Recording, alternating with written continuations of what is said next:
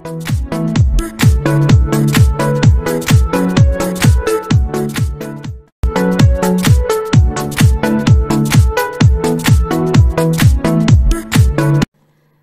श्री डिला संग्रौला पंत, समय 4 मिनट।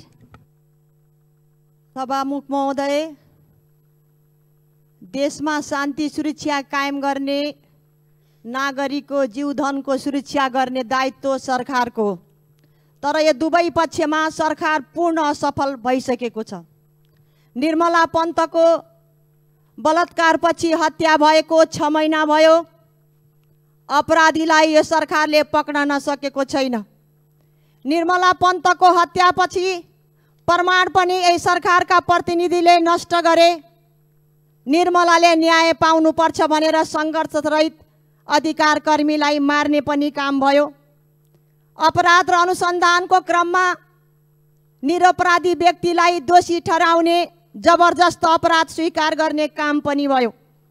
आज त्यही घटनामा सम्बन्धित भएर महिला अधिकार कर्मी शारदा चन्द, जो 24 वर्षदेखि कञ्चनपुरमा मानव अधिकारको लागि लडिरहेकी छन्, अहिले उनी निर्मला पन्तले न्याय पाउनुपर्छ, राज्यले अपराधीलाई पक्न नै पर्छ भनेर आन्दोलन गर्दा आज अज्ञात समूहले बार मध्यरातमा उनको घरको गेटमा गएर ढोका खोल, आन्दोलन बन्द गर भनेर ज्यान मार्ने धम्की दिइरहेका छन्।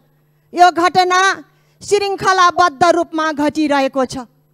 जब उनी आफ्नो घरबाट अफिसतर्फ लाग्छिन्, अज्ञात मास्क लगाएका मोटा मान्छेले उनको मोटरसाइकलको पिछा गरेर उनलाई तर्साउने काम गर्छन्।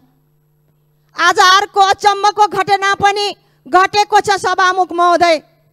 उनले निर्मला पन्तको आन्दोलन र अनेक घटनाको बारेमा अन्य अधिकार कर्मीहरूलाई फोनबाट मेसेज पठाइन्। कतिपय फोनबाट उनले गफ पनि गरिन्, तर उनले पठाएको मेसेज, उनले कल गरेको कल डिटेल जस्ताको तस्तै सामाजिक सञ्जालमा उनको नाम जोडेर पोस्ट गरिएको छ। म सोध्न चाहन्छु, प्रश्न गर्न चाहन्छु, कसरी उनको कल डिटेल व्यक्तिको हातमा पुग्यो?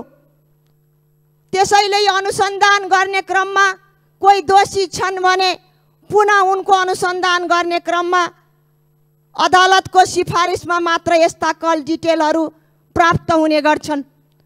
तर आज उनलाई धम्की आइरहेको छ, उनलाई ज्यान मार्ने धम्की हुन्छ, उनका परिवारहरू आतंकित छन्। यो सबै कुरा लिएर शारदा चन्दले प्रहरी, जिल्ला प्रहरी कार्यालयमा, अनुसन्धान कार्यालयमा, आयोग, मानव अधिकार आयोगमा जहाँ तै उनले उजुरी दिइसकेकी छन्, तर त्यो उजुरीमाथि सुनवाई भएको छैन। आज जवाब दिनुपर्छ गृहमन्त्रीले पनि।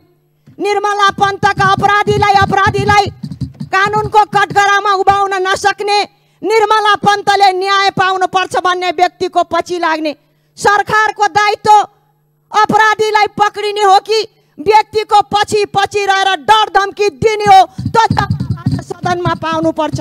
त्यसैले आज यो सम्मानित सदनमा म माग राख्न चाहन्छु, शारदा चन्दको सुरक्षा हुनु पर्यो। उनको पिछा गर्ने, उनको व्यक्तिगत स्वतन्त्रतामाथि हनन गर्ने जो सुकै अपराधी हुन्, दोषी हुन्, तिनलाई यथाशीघ्र कारवाही हुनुपर्छ। शारदा चन्दको देउजनको सुरक्षा हुनुपर्छ भन्ने माग सम्मानित सदनमा राख्न चाहन्छु। गृहमन्त्रीको ध्यान आकर्षण गर्न चाहन्छु। धन्यवाद।